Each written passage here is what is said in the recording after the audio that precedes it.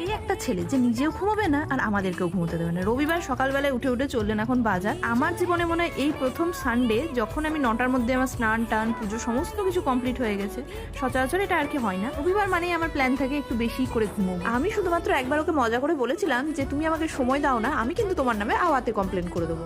সেটা ও মজা করে ওর কোনো বন্ধুকে বলেছে অফিসে গিয়ে। সে সত্যিই আমাদের নামে কমপ্লেন করে দিয়েছে যে আমার এরকম নাকি কমপ্লেন রয়েছে। ওখান থেকে আমাকে ফোন, সে এক ঘটনা। ইনি বাজার থেকে ঘুরে এসে আবার চললেন অফিসে জামা আয়রন করাতে, তার সাথে পরীকেও নিয়ে গেল।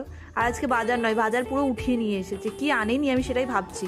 এই যে পমফ্রে, এদিকে কাতলা, তার সাথে চিংড়ি, তার সাথে যে এটা কি মাছ এনেছে এটা আমি উদ্ধার করতে পারছিলাম না। তারপর গুগলে দিলাম, তারপর এটার নাম দেখালো লোটে। আমি কোনোদিনও খাইনি আর কোনোদিনও করিও নি, জানি না এটা কি করব। কিন্তু সবজি বাজারটা দেখে আমার কিন্তু মনটা বেশ ভরে